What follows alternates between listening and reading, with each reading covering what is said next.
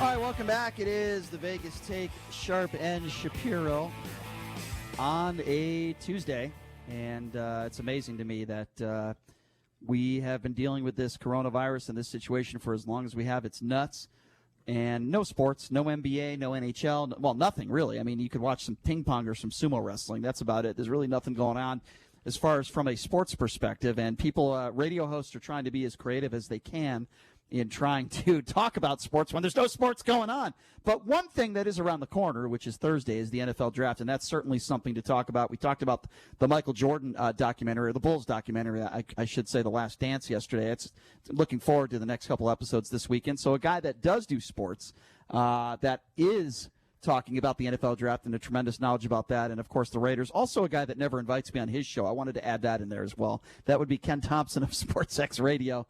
Ken, what's going on, man? The angle shooter. Hey, what's up, KT? Hey, Shappy, what's going on, buddy? Yeah, I didn't want to, I don't want to keep rehashing that, that one shooting contest that we had because you lost. So I don't want to keep bringing you on the show because that's how I always have to introduce you. I mean, that's the prerequisite of starting the interview with Shappy.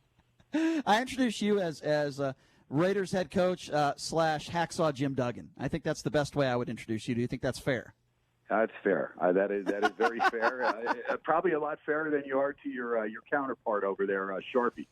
I know you text him during the show, and you try like to. That, I know what. Listen, Ken, I know what you're doing. I know you're texting him in the middle of the show, taking his side and everything. And Shapiro's nuts. I know. Trust me, I know. Honestly, Brian, during every show, I have between 12 and 15 different people, KT is one of them, that do text me periodically in a rah-rah, shishkamba type of manner, which I do appreciate. So please continue, KT. You know what? If I wasn't here, you wouldn't be getting those text messages because, everything would be just hunky-dory, nice and dandy. So you have to create a little bit of controversy. That's what makes this show fun. Ken knows a little bit about controversy. Ken, I want to ask you about, obviously, the Raiders, the NFL draft on Thursday. Plenty to get to here. But before we even get to the NFL draft, what are the chances that we have, the NFL season with fans? We have an NFL preseason. We have training camp. Even before we get to the draft, what do you think the chances are that this is even going to happen? Boy, I'll tell you, Brian, it's up in the air. And like you said, every day, new information, so don't know. But I'm a glass-half-full person, and I'm hoping that some of this stuff, can be handled. And Brian, here's real quick as far as the whole thing, the coronavirus thing. I think realistically, my personal feeling is I know a good 12 people in my circle that have experienced flu symptoms for years, people that are anywhere from 25 on up to 60.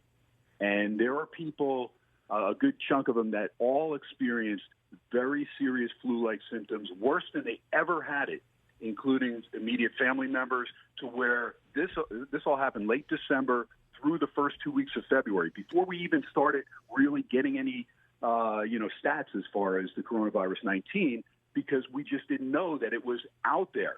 Now, look at what happened, CES, right? You guys are big on CES, first week of January. How many folks came over from China and the Far East that came here, to where we think that there's a good chance that this stuff may have already been known as far as, the Chinese government, as far as person to person. When you look that they stopped the domestic flights from Wuhan to anywhere else in China, but they let international travel continue, it makes me feel that Las Vegas, which is a destination, not only CES, but also I do my show, Legacy Stadium, the Venetian Palazzo, one of the biggest places, and there are many here in Las Vegas that really cater to Chinese New Year on January 25th. People get in there around the 20th. It's a big-time week for all those properties. So I'm thinking there's a good chance that a lot of this stuff is throughout our population and that a lot of us fought it off, Brian. And I don't know if that means me. I don't know asymptomatic. I'm saying we've had 1% of this country tested. I'm saying that when you go and you test every single person in this country, if we get there, I guarantee there's tons of people that have probably had this, fought it off, and probably a good portion of them had, again, not even knowing anything about COVID-19, to where you're thinking like, oh, man, this is the flu. I can get rid of this. I can get rid of this. I got to get rid of this. I got to get back to work.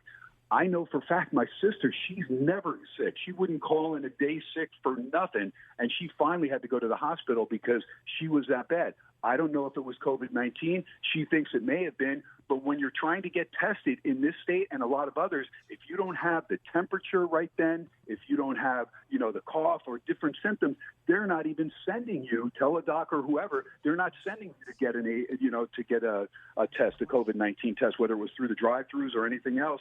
You had to meet certain criteria. So, I think there's just so much unknown right now because, 1% of the country has been tested. That's a very good point, KT, and I tend to agree with you. I think that I probably had something similar to it in February as well. Now, let's talk about the Super Bowl. February 2nd, you've got 70,000 people that went to the Super Bowl. What are the chances that this virus was spread at the Super Bowl, for example, and then people that were at the Super Bowl, they went around the country and they made it worse under those circumstances? Yeah, you're talking about that. You're talking about Mardi Gras. You're talking about a lot of things. In fact, Louisiana, their governor coming out saying, look, we just didn't know. There wasn't enough information, and we have no doubt that's why our state, as remote as it is compared to like a New York, New Jersey, which we know, I'm from that area. Brian, you're from Connecticut, so you know that area. It's as densely populated as any, so it doesn't surprise me that those places are going to be hit harder because it's much easier to spread in those densely populated states. But, yeah, there's a lot of things that probably if we have time to do the research and go back, and how many flu-related deaths or pneumonia-related deaths in late December, January, and early part of February are we going to find that, maybe those were coronavirus 19? Who knows? We don't know all this stuff. And since the numbers for the flu aren't exactly high for a typical season. Now, the reason this is relevant is because obviously we were supposed to have the NFL draft in Las Vegas in 2 days. And the reason that we are not having it is in the festivities. The festivities would have started, I believe, yesterday. And the reason we're not having it is because of this virus and the misinformation behind it and all the fear. So let's talk about the draft, KT. I believe that Tua Tagovailoa is going to slide down the draft board, and here's why. He's 6'1". He had a 13 Wonderlic. He's a left-handed quarterback. He already sustained a major injury, and he doesn't step up in the pocket. Do you agree with me? I agree with you as far as when I talked to Dan Shanka from Our Lads, who actually worked with Gruden on a draft back when he was with the Eagles, and 3 NFL teams he worked with. He's one of the sharpest, 4 decades worth of experience here. And he said, although Tua could even be the number 1 quarterback had he not sustained any injuries. In other words, he would have been right there with Joe Burrow. There's no guarantee LSU wins that game in Alabama. So Joe Burrow, 60 touchdowns, 6 interceptions, remarkable season. The best season ever, in my opinion. But you're right, exactly. So Tua, double ankle surgery on top of the hip injury, and sure, he's cleared medically, but that's until that first 280-pound lineman falls on him. Look, we come against the pile driving, things like that. NFL's doing whatever they can to make it as safe as possible for any quarterback. Get outside the tackle box, throw the ball out of bounds, doesn't matter, get it to the line of scrimmage, you're good to go, run and slide. They're protecting the quarterback, but Tua, again, he's going to have to learn at this level, and so do you want to risk Miami, the number 5 pick overall, Chargers, number 6 pick overall, to be that guy because it could come back to bite you. So I agree with you that there's a chance that he may slide down, although it just depends who your general manager is because guys are going to take chances like Kime did last year with Arizona, listening to Kingsbury, okay, we'll take Kyler Murray. And he was second guessed, but Kingsbury was sold on Kyler Murray being that guy. And that's why CeeDee Lamb, a lot of people are looking at CeeDee Lamb potentially being a Raider. Remember that he played college ball with Kyler Murray. Arizona has the number 8 pick. Don't be sold that they're just going for an offensive lineman. CeeDee Lamb could end up in Arizona. You already have D. Hopkins. You have Fitzgerald. That could be one hell of a receiving core. Oh, yeah. Get Kingsbury the type of offense that he wants. Especially with Christian Kirk as well, and then the running back that they just picked up. So where do you think the Raiders go with the 2 first-round picks that they have, KT?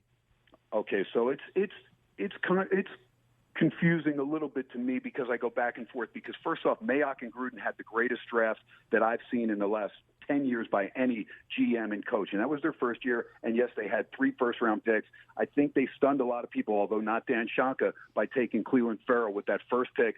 Then you get Josh Jacobs, who turned into a major home run. We think Abram has potential to be that home run. Right. Trayvon Mullen right out of Clemson, early second round, turned out, looks like he'll be a starter this year. And then you look at the guys that you get, Max Crosby in round 4 and a Hunter Renfrow in round 5, more starters.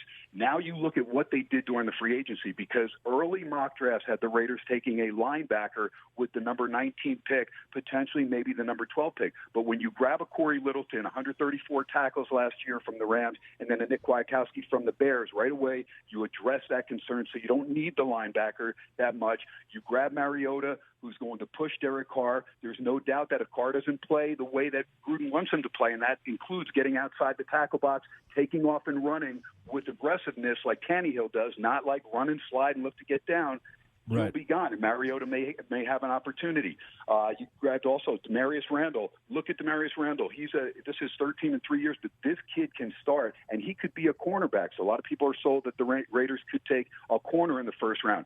I think if C.J. Henderson is there, because we know Okudah will be gone, more than likely to Detroit, unless the Lions end up grabbing Simmons, which wouldn't surprise me because he's that good a player as far as an athlete, a hybrid linebacker, strong safety that maybe you don't want to pass up on. But I think the Raiders could grab C.J. Henderson out of Florida as a corner and then come back because it's a wide receiver-rich draft. You can still maybe get one of the three. I don't know. Again, Lamb could be gone. Jerry Jeudy, if he's there at number 12, most think the Raiders will take him. Henry Ruggs III, because of the speed, and the Raiders have always liked a speed guy, even though he's not the best pass catcher or route runner, he could still come into play. There is a separation from most draft experts as far as those three receivers and then the next little group down, although I think it's pretty close. And I think there's definitely some guys that, like a Michael Pittman Jr., a Brandon Ayuk, Jalen Reagor, these guys, even Chase Claypool and Justin Jefferson, Denzel Mims, these guys are all pretty darn good, and I have no doubt these guys will become starters on another team, and we'll see. But I think if Judy's there, there's a good chance the Raiders take him, or C.J. Henderson out of Florida. That would be your number 12 pick, and it would not surprise me because the Raiders have no second-round pick if they trade down. They have 3 third-round picks, but nobody in the second. So they trade that 19 down, maybe get a later pick in the late 20s, early 30s, and then get a second-round pick and give up the 19 pick. Would not surprise me if Mayock and Gruden do that. And Mayock was actually quoted a couple of days ago saying, "Hey, I've got third-round picks. I expect, because I think Mayock is the best in the country at what he does. I think he is the best GM at drafting. You said it yourself. But he said he expects every third-round pick to be a starter for him, which is the same as a first-round pick basically for somebody else." Now, you mentioned Demarius Randall. He had a horrendous season last year with his former team. Do you think that they maybe take a look at Grant Delpit at number 12?